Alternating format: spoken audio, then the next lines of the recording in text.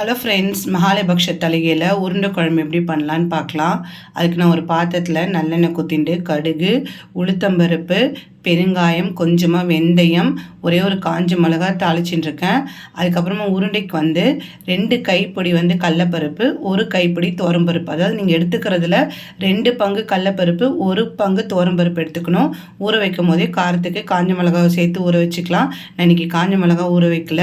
அதுக்கப்புறமா அந்த எண்ணெயில் கொஞ்சமாக மஞ்சள் பொடி, நம்ம வீட்டில் அரைச்சிருப்போம் இல்லையா, குழம்பு மிளகாத்தூள் போட்டு லைட்டாக வறுத்துன்ட்டு புளி ஜலம் சேர்த்து உப்பு சேர்த்து நல்லா கொதிக்க விடணும்.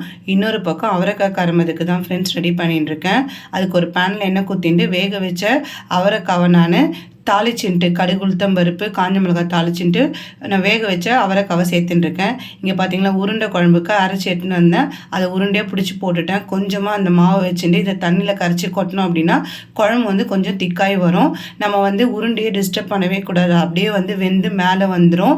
நல்லா கொதிச்சுட்டுருக்கு பாருங்கள். அதுவே வெந்து ஒன்று ஒன்றா மேலே வரும். நான் அப்போ நமக்கு வெந்துட்டுன்னா நம்ம குழம்பு திக்கானதுக்கப்புறம் அடுப்பு ஆஃப் பண்ணால் சூப்பரான சிம்பிளான உருண்டை குழம்பு ரெடி ஆகிடும் ஃப்ரெண்ட்ஸ். இங்கே நான் கருமதுக்கு தேங்காயும் சேர்த்துட்டேன். நீங்கள் தோசை மிளகா பொடியோ இல்லை கருமது பொடியோ கூட நீங்கள் இந்த அவரைக்காலை சேர்த்து பண்ணுறச்சு இன்னும் சூப்பராக இருக்கும். பாருங்கள் எப்படி உருண்டை வெந்து மேலே வருது பாருங்கள், உடையவே இல்லை. நீங்கள் தனியாக வேக வைக்கணும், வதக்கணுன்ற அவசியமே இல்லை ஃப்ரெண்ட்ஸ். இந்த மாதிரி நீங்கள் ட்ரை பண்ணி பார்த்துட்டு எப்படி இருக்குன்னு கமெண்ட் செக்ஷனில் கமெண்ட் பண்ணுங்கள். மகாலயபக்ஷ தளிகையில் இன்றைக்கி எங்களுக்கு ஒரு லஞ்ச் என்னென்னா சுட சுட சாதம். அப்புறம் சாத்துமதுக்காக பருப்பு வச்சேன். சாத்துமது வேணான்ட்டாங்க, சரி பிசைஞ்சு சாப்பிட்லான்னு அதை அப்படியே வச்சுட்டேன்.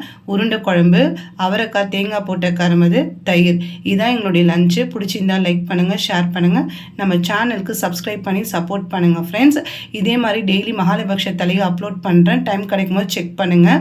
நைட் டின்னருக்கு நான் இட்லி மிளகா பொடி அரைச்சிட்டு இருக்கேன் ஃப்ரெண்ட்ஸ். அதை உங்கள் கூட ஷேர் பண்ணலான்னு. நீங்கள் எடுத்துக்கிற உளுத்தம்பருப்பு எந்த கப்பில் எடுத்துனாலும் 2 பங்கு உளுத்தம்பருப்பு, 1 பங்கு கடலப்பருப்பு, 1 பங்கு வெள்ளை எள்ளு இல்லை கருப்பு எள்ளு, எது வேணாலும் சேர்த்துக்கலாம். இன்றைக்கி நான் வெள்ளை எள்ளு தான் சேர்த்துட்டுருக்கேன். தனித்தனியாக வறுத்துட்டு அதுக்கப்புறமா ஒரு ட்ராப் எண்ணெய் ஊற்றிட்டு காரத்துக்கு ஏற்ற மாதிரி ஒரு 5-6 காஞ்ச மிளகா வறுத்துன்ட்டு பெருங்காயம், உப்பு சேர்த்து ஆற வச்சு அரைச்சி எடுத்துன்னு வந்தால் இட்லி பொடி ரெடி ஆகிடும் ஃப்ரெண்ட்ஸ். அதுக்கப்புறம் துவரம்பருப்பு தோசைக்கு தான் நான் ஊற வச்சுருக்கேன். இது 4 to 5 hours ஊற வைக்கணும். நீங்கள் 1 டம்ளர் துவரம்பருப்பு எடுத்துனீங்கன்னா 2 டம்ளர் புழுங்கலரிசி எடுத்துக்கலாம். நான் மகாலயபக்ஷம் அப்படின்றதுனால நான் பச்சரிசி எடுத்துட்டுருக்கேன். 2 பங்கு பச்சரிசி, 1 பங்கு துவரம்பருப்பு 4 to 5 hours ஊற வச்சுட்டு காஞ்ச மிளகா சேர்த்து நீங்கள் அரைச்சி எடுத்துன்னு வந்துடலாம். இதில் நீங்கள் தேங்காய் கூட சேர்க்கலாம். உப்பு சேர்த்து நல்லா கலந்துட்டு தேங்காய் துருவி சேர்த்து கூட நீங்கள் தோசை குத்திக்கலாம். பிடிச்சிருந்தால் லைக் பண்ணுங்கள், ஷேர் பண்ணுங்கள். தேங்க்ஸ் ஃபார் வாட்சிங்.